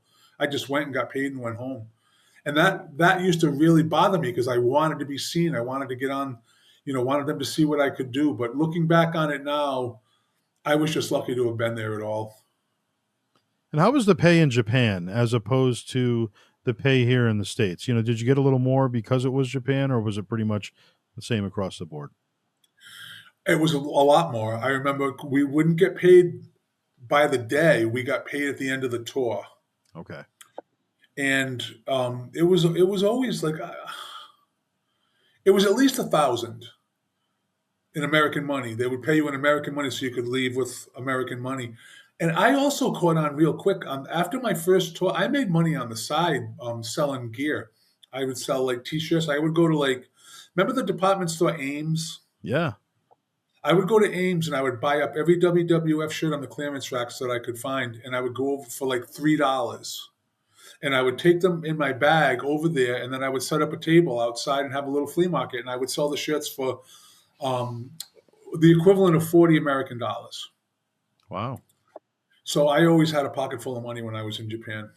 that's And great. and Wally Yamaguchi one time came over to me and said, "I think it's okay that you're doing that." He said, "But you got to give the money man a shirt because it's his show." And I was like, "Oh, I didn't even think of that." Okay, so I gave the money man a shirt, a rock shirt, and he didn't take that thing off for the whole tour. Oh, really? He wore it the entire tour. And these Japanese wrestling fans that were coming to these shows over there this wasn't All Japan or New Japan. It was an independent show, and they would buy me out. They would buy up all the shirts the first night. They would. That's why the second tour I did that. The third tour I didn't even bring clothes with me. I just loaded up my bag with wrestling shirts. So you were already a marketing genius by that point, and making that extra cash. And I could tell that the boys weren't exactly thrilled about it because they didn't think of it first. Right, exactly. Well, somebody's got to do it, and you were the guy. So, Because they would give advances. They would say, okay, we're going to give you whatever amount of yen for the night. And I would say, just hold mine and just give it all to me all at the end in one shot so I could go home with all the money. and let's talk about your journey a little bit. We've talked about a lot of your in ring. Let's talk about, obviously, like most people in life, you've had some ups, you've had some downs. Tell us about your journey a little bit, your autobiography, Waking Up. Tell us all about that and the inspiration to actually release a book. Well, the number one thing that held me back in the wrestling business was me. And it was because of struggling with drugs and alcohol that I didn't even realize it was just fuel back then. It was just how I lived, smoking pot every day, drinking every day, going to wrestling practice, and immediately starting that after practice. And it was like, it definitely held me back in life, not just in wrestling. It affected me a great deal. And when I finally got sober, um, God, over 20 years ago now, I realized that I had a story to tell, and to hopefully, if I could help one person not make those same mistakes that I did, that it would be worth it. And I ended up developing a very close friendship and relationship with Handsome Jimmy Valiant back in 2018, who is someone I consider like a second father to this day. And when I came back from meeting him for the first time, he gave me all this advice. Like I was telling him, I was going through a divorce. I had a job that I hated. Um, I didn't wasn't happy in life, and I couldn't figure out why. And I had been sober for a long time. You would think I would, be happier. And he told me that he wanted me to forgive every single person that I felt ever wronged me in life, and everything else would fall into place. And he was right about that. Forgiveness was the key to everything. And I like forgiving my ex-wife, forgiving people over the course of my life that I'd held these grudges against. And when I came home, I took a notebook. It was just a regular composition notebook like you would have, like one of your kids would have in school. And um, I started writing in it. And the next thing you know, I filled up like a notebook on both sides of the pages. And then I went to Walmart and I bought a bunch of other notebooks, and I had a whole stack of notebooks. And I was like, I didn't even know I was writing a book. I was just like, it was some sort of like healing thing for me. And I had also gotten really bitter towards the wrestling world at this point, and I wasn't really watching it. I didn't go to any indie shows. I didn't do anything. Like I just was no longer involved in wrestling at all. And this was after being a wrestler, a promoter, a trainer, everything you could do in wrestling. I had done it all, and um, I ended up realizing that I was writing a book, and I had a friend that was an editor. She had nothing to do with wrestling, and she edited the book for me. And it went to number one in new releases on Amazon, and it was crazy. And all of a sudden, I had this resurgence with wrestling, and people wanted me to do shows like this and wanting me to. I did a lot of podcasts, and I got a lot of local press and media, and North Kingston. I live in North Kingston, Rhode Island. North Kingston resident writes book about crazy journey in wrestling world, and it was a way to like heal all of that. I had way more success and money with my book than I ever did during the time in wrestling. And when all was said and done, that was 5 years ago now. And when you write a book or you release an album or anything like that, it's kind of like turning an hourglass over. Like there's only a shelf life for something like this.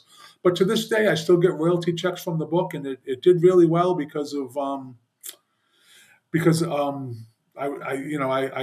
I wrote a good book. Absolutely, you did. I've got a copy myself, thanks to you, and it was a great read. And can fans still purchase that book? Is that available on Amazon or? It is, yeah. Waking up from the wrestling ring to the yoga mat is available on Amazon, and it's still out there. So, for your personal experience, if you had to choose one, what has the most rewarding experience been? Being a promoter, being a trainer, or being a wrestler?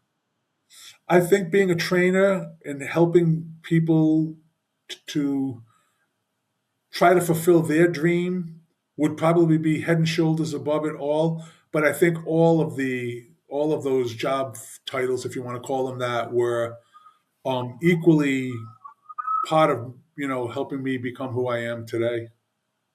Let's talk about the New York Posse a little bit. Obviously you've tied it up with them over the years. Let's talk about Curtis Slam Dog.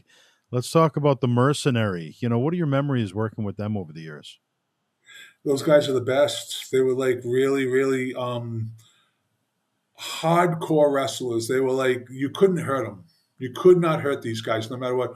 I had dog collar chain matches with Slam Dog, and Mercenary and I used to beat the living crap out of each other on a regular basis, and then go out for beers after. We were all like really good friends, and I promoted wrestling shows in Salisbury Beach for a number of years, and they were both mainstays and big parts of it. And obviously, within the Brotherhood, you've teamed up with Rick Fuller. You've teamed up with Duke Dalton many times. Of course, Eric Sprasia winning the tag team, championships and many promotions. But you've won many belts over the years. Just for the fans, here are some that you've held: the NWA New England Tag Team Championships, multiple occasions. NWA New England Heavyweight Championship as well. Obviously, the NWA World Tag Team Champions, the CWA Television Championship, just to name a few. But let's talk about Eric Sprasia. Let's talk about your tag team partner, your mainstay partner for so many years, so many promotions, Japan, winning the NWA titles together. What has Eric Sprasia meant to you in life and in the wrestling world? Oh, I love Eric. He was so much more experienced than me when I met him, and he like would continuously try and tell me his take on things. He would also tell me that like I needed to like I don't want to say lighten up, but yeah, lighten up. Like as a person, he would be like you're always wound so super tight and a lot. He said a lot. He told me that a lot of the guys on the NWA New England shows were afraid to wrestle me, and that's not a reputation that you want to have. And sometimes I listened to Eric, and sometimes I didn't. But I love Eric Sprazier. He's a um, very successful businessman today, and we'll still send messages to each other from time to time. And when you think about the NWA Hall of Fame people, I mean, he deserves very much so to be a part of that. Yeah. And let's also talk a little bit more. Let's elaborate on Jimmy Valiant. Your experiences with Jimmy. You mentioned that first time that you went and visited Jimmy, but you've visited Jimmy many times. You've presented him with, gifts in the past, and he for you as well. Let's talk about your experiences with the Boogie Woogie Man over the years. Well, he would be one of the reasons why my book was as successful as it was because he's so famous and everyone knows who Jimmy Valiant was and is. And he owns and operates Boogie's Wrestling Camp and Hall of Fame Museum in Shawsville, Virginia. And to anyone watching that's a wrestling fan, I would highly recommend going to it. It's like 5 buildings with all kinds of wrestling memorabilia. And he doesn't do a whole lot of training anymore. And he has different people that train in the ring per se. But my favorite, I go down there on his birthday every year. I've been there for other camp functions, and the place is just a very loving environment. It's not only the strong survive wrestling mentality. everybody that joins that school has an opportunity to get in the ring and see if they have what it takes. And they might not even want to go any further than that, but it's a place where they can go to be a wrestler and be a part of wrestling. And my favorite thing about that camp was with all of the historical things that are involved there on the walls, behind display cases. There was no version of the WWF Tag Team title that he won in 1974. So I did a little research and I found a guy online named Dave Milliken down in Tennessee who may or may not like me sharing this story, but he said, I got the plates. He said, the plates are real. He said, I'm going to put them on a brand new piece of alligator leather. And he did it. And I said to him, I'm going to give this to Boogie on his birthday. And he gave me the belt. Wow. He could have, I was expecting $2,000, $3,000, $5,000. I didn't know what he was going to charge me for this belt because it's so beautiful. And he said, because of what you're doing and who you're giving it to, I'll just charge you for the shipping. And he said, make sure that stays between you and me. So obviously I blew that one out of the water. But that's a story that I think is okay to tell because he was delighted that he told me that that belt does not sit in the Hall of Fame and museum in any of the buildings. It's on his mantle in his house. Wow. When I gave him that belt, there was a special moment, and there's a video of it on YouTube, and it was very, it was a big deal because I really felt like returning the belt to its rightful owner needed to happen, and it'll go down in history that I did that for him. And what would you say if you had to choose your top 3 matches of all time, personal favorites Um, that you were any a part match, any match against Steve Bradley, any match against Brian Walsh, and any match against Vic Steamboat. Can you tell us a little bit about Brian Walsh for those that aren't aware? Obviously, he is a Rhode Island native. He was billed from Pawtucket, Rhode Island, although he lived on the outskirts.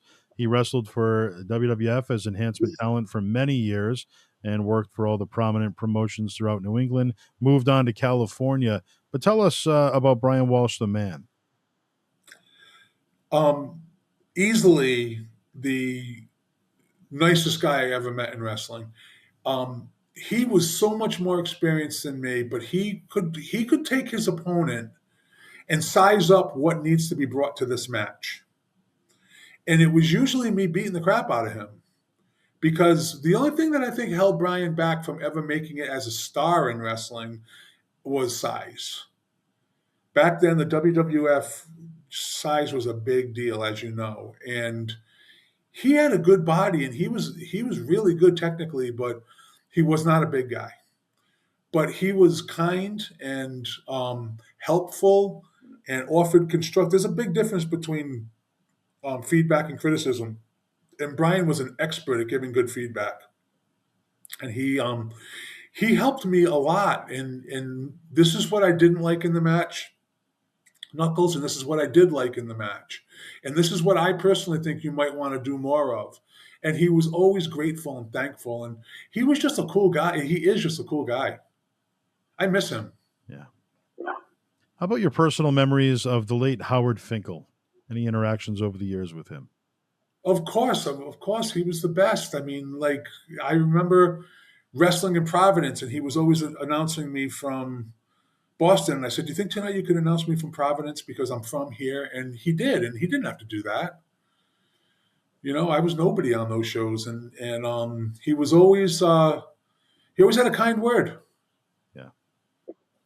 I ran into him at your events, in later years, and he remembered who I was, and he was always. I felt like when he asked you how you were doing, he was genuinely asking you.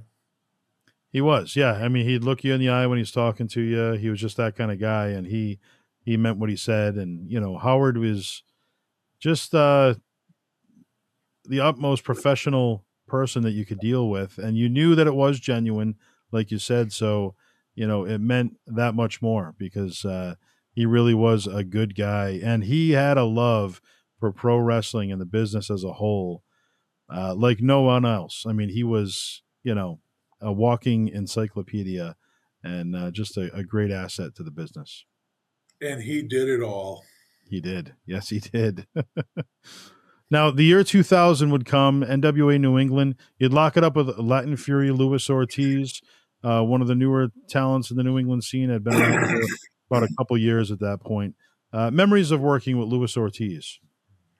Well, when you talk about someone like Latin Fury, Luis Ortiz, or Jason Rumble, or a lot of those kids, Slick Wagner Brown, a lot of these kids that were coming out of Kowalski's camp, I didn't think much of them because they were young kids and they were not that big, and I just didn't think much of them. Then I got in the ring with them, and they were wrestling circles around me. And so I remember I wrestled Lewis one night in Connecticut at some venue that it must have been one of Tony's shows.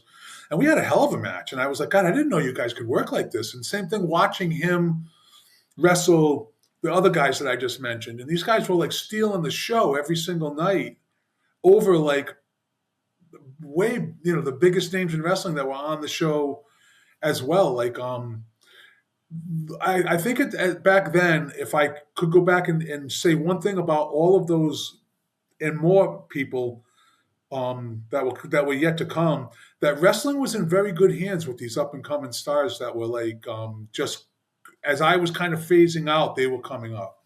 Yeah. Let's go back to 2014. It's the New England Pro Wrestling Hall of Fame, Crown Plaza. Let's hear about your memories from that day and, just the ceremony itself and interactions with some of the old, faces over the years. I felt that those, and this is easy to say because I'm talking to you, but I felt that those events are top notch. They just run so well. They're so well promoted. They're highly attended. There would be rumbling sometimes about what is this New England Hall of Fame thing. I'll tell you what it is. It's the New England Pro Wrestling Hall of Fame. That's what it is. And it is, and the selections of the people, the fact that I was ever even thought about to go into this thing blew my mind. I was really honored, and it was a full circle moment for me when that happened to be mentioned in the same breath as some of the other people that are in there is just truly humbling. No, thank you for the kind words, and it was, certainly well deserved, and you're a big part of it. So, pleasure to have you there, and of course, well deserved. When it comes to a dream match, let's talk about the dream match. Maybe somebody before your era, somebody during your era, or somebody who's out there doing it today. If you could pick a dream opponent, who would that be? Well, when you put it to me that way, I would have loved to have wrestled Adrian Adonis in his heyday, not long before the adorable gimmick. That's a great one right there. And psychology wise, I feel like his matches were top notch. You know what I mean? Especially with Backlund. Yes. Yeah. Matches with Backlund. And I've been fortunate enough to have gotten to know his widow, B, who lives in Oklahoma. And she's told me so many, like I reached out to her and I explained to her who he was and how important he was to me in life. And we started on an online banter, and she told me some great stories about him and what a just good father and husband that he was. Wow. Because if you ask anyone from wrestling, he was a lunatic. He didn't have a good reputation. He took advantage of a lot of people, and everybody knows the Dan Spivey story. But overall, when you look back on those days, I think he was ahead of his time. And do you watch the current product today? I do. And who are some of your favorites today? I feel like the thing that I see, I don't know if it's a trend or whatever whatever the terminology would be, is the way AEW people go to WWE and become all their champions. Everyone that came from AEW, they're all, whether it's Jade or Cody or more that hasn't happened yet. They're going to be champions in WWE. Like it's that's kind of interesting to me. But I'm a huge Will Ospreay fan. Yeah, that kid's unbelievable. They take a really bad rap, but I've also felt that the Young Bucks are a great team, and I always enjoy watching their matches. The Lucha Brothers, I'm hoping they're going to reunite now in WWE. I love Penta. I love Ray. The WWE as of late, I'm yawning a little bit more than I'm like excited about. But I watched World's End, and John Moxley's won me over. I mean, he's I don't know how much longer he's going to be walking, but I don't dislike like I don't think I'll ever stop watching wrestling because it's just so ingrained in me and it's so in my blood. And obviously, John Cena has retired now. Do you see anybody on the current roster that hasn't already stepped up that will be that next person to step up, whether it be male or female? Or do you think it's just somebody we haven't seen yet? Well, I think Gunther is probably like as a fan, my favorite to watch because he's so believable and so real. And as far as who's going to be coming up, who's I, we'll have to wait and see because there's just so many wrestlers and there's so many different places to wrestle. And locally, I'm a big fan of BRG because he's from the next town over from me in West Greenwich, and I've had some conversations with that kid. I used to tell him that the only thing that's holding him back is his body. And the last time I saw him before he got hurt, he looked completely jacked. So I'm a fan of his. And if you were to ask me who my all-time favorite wrestler is, I would have to say Bob Evans because Bob trained me and um, he's done a lot for wrestling and done a lot for a lot of different people. And he's a pretty humble guy considering how long he's been around. Bob's trained a lot of people and just a great mind, a great asset in the business for sure, and still going to this day, without a doubt. Let's talk about your time with Rhode Island News Today.com. You've done interviews at Comic Cons. You've done an interview with me. You've conducted all kinds of interviews. Just tell us about the experience over the years working with them.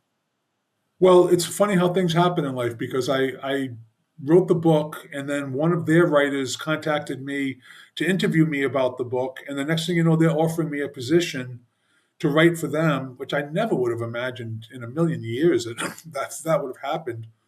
And they tended to want me to write about MMA and boxing, which they just automatically assumed that that's what I wanted to do, but it really isn't. I prefer to do more stories about people, about individuals that are doing things in life. I don't like to write fiction. I like to write about things that have actually happened. And I've taken a hiatus. I mentioned to you before we started the show, I've had a couple of major surgeries this year, and I'm taking a step back from that just to recover from.